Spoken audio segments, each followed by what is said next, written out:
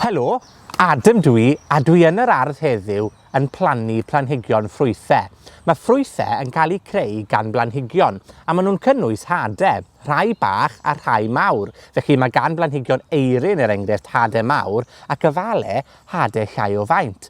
Ond oeddech chi'n gwybod bod ffrwythau yn iach iawn i ni, a hefyd bod modd i ni dyfu nifer fawr o ffrwythau yn ein gerddi ni adre. A heddiw, dwi'n mynd i ddangos i ni sut i fynd ati i adeiladu tŵr o blanhigion mefus.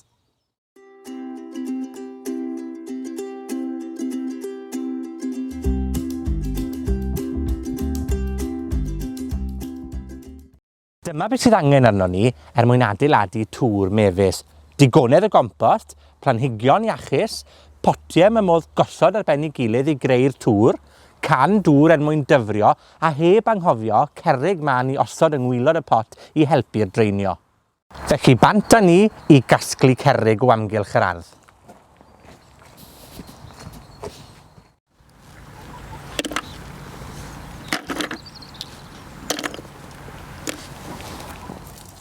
Nawr bod ni wedi casglu cerrig i gyd, mae'n amser i ni roi nhw yng ngwaelod y potiau. A ni'n gwneud hyn i wneud yn siŵr bod y baw ddim yn mynd yn dyn wrth ngwaelod y potyn, a bod y dŵr wedyn ddim yn gallu dianc. Ac os beth ni ddim eisiau yw bod y potiau yn dal dŵr, achos wneud hwnna effeithio ar dyfiant y planhigion.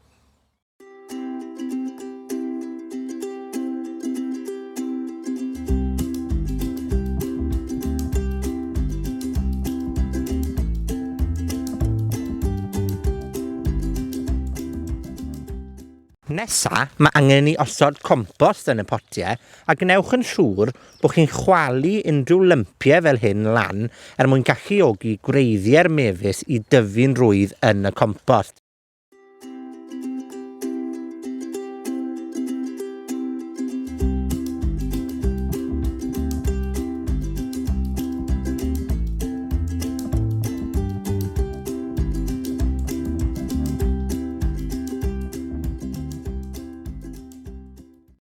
Nesaf, i ni'n barod i blannu'r planhigion mefus yn y pot. A mae gyda fi 2 rhan i potyn fan hyn, felly dwi'n mynd i blannu 3 planhigyn ym mhob un.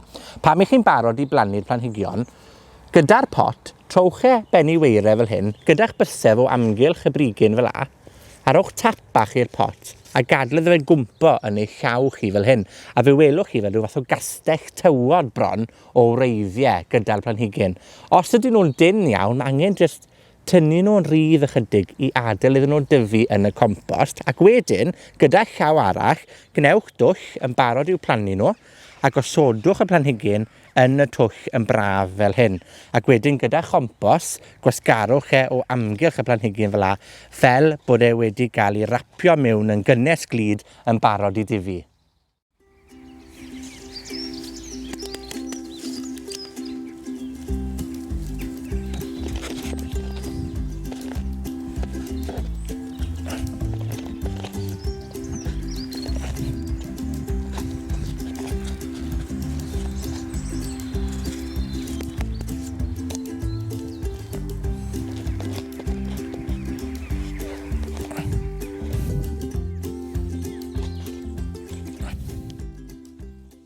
Nawr bod ni wedi plannu 3 planhigyn yn y pot, ni'n mynd gyda'r ail botyn wedyn, ac yn ei osod e ar ben fel hyn.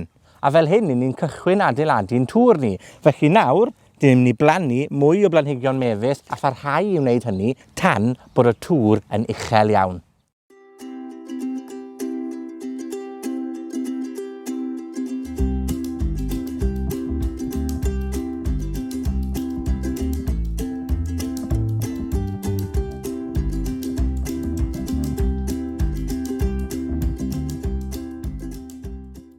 A dyna ni wedi plannu'n tŵr o fefus. Na gyd sydd ar ôl gyda ni wneud nawr yw i ddyfrio nhw'n dda.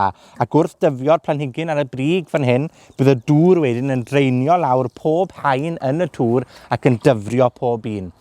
mwyn gofalu amdanyn nhw, mae angen i ni ddyfrio nhw'n gyson. Ac un ffordd dda o wirio os oes angen dŵr yn nhw yw i gosod ein bys ni yn y compost, ac wrth tynnu'r bys o'na, os oes yna gompost yn sown wrth ein bys ni, ni'n gwybod bod nhw'n ddigon glyb a does dim angen dyfrio nhw.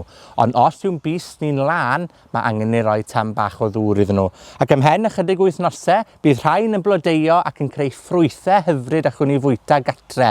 Bydd gyda ni ffrwythau blasus coch melys iawn ganol haf. A mae mor syml â hynny i adeiladu tŵr mefus adre.